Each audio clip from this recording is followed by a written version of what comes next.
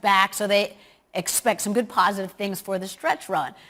Tough weather in Philadelphia, also here in New York City, so we are in our home away from home.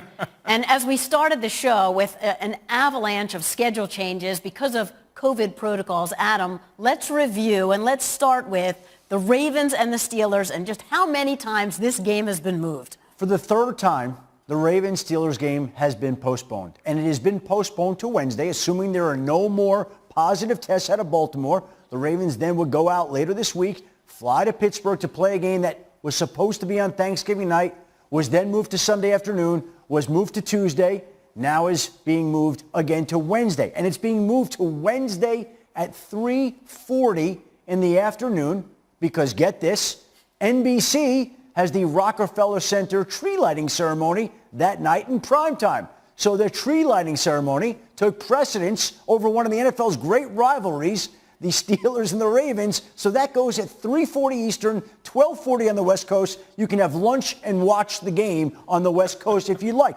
That necessitated other moves as well. That meant moving Steelers-Washington, which had been Sunday, to Monday at 5 o'clock.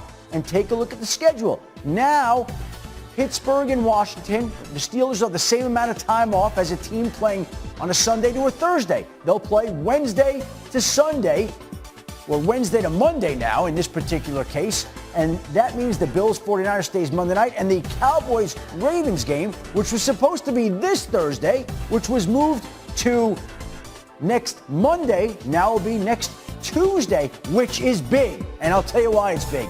Because now Lamar Jackson is probably going to be back for that game. Whereas if that game had been played this Thursday, Lamar Jackson would have missed that game. He would have missed 2 games. So by pushing that game back till next week, that's an advantage for Baltimore that the league provided because now Lamar Jackson will come back for that game. So it's obviously a slew of changes. And should this game happen on Wednesday between the Ravens and Steelers, that would mean that the NFL would be through 12 weeks of the season because the 12th week has been the longest week in NFL history. And it would be 12 weeks without a single game that has been canceled this season. And Steve, Lamar coming back is obviously a strategic advantage for the Ravens, but it's not why the NFL is doing this. The NFL points only to safety, not competitive advantage. But if you're a player, you just have to deal.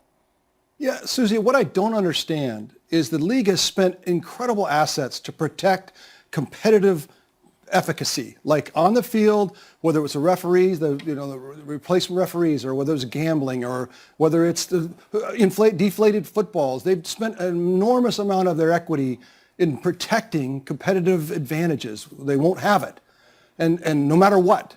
And now all of a sudden it doesn't matter that COVID has just made it so that, look, we have a quarterback, play the game. We have a quarterback that's missing, play the game. Like, to me, the schedule allows, they know if they put an NFL game on all throughout January, even if the season gets extended a couple weeks, people are going to watch it. They know that. Why wouldn't you protect the competitive kind of efficacy of the NFL season and why would you allow for a Denver Bronco game to go out there without a quarterback? It feels like they've spent so much energy making that, their North Star. All of a sudden it's not their North Star. Seems very weird to me. Steve, there have been coaches over the last few days who have talked about the competitive integrity of the game and whether it's been upheld or not. But the league, frankly, in the season of a pandemic, is not concerned about that. The league is concerned about identifying, isolating, and containing the spread of the virus.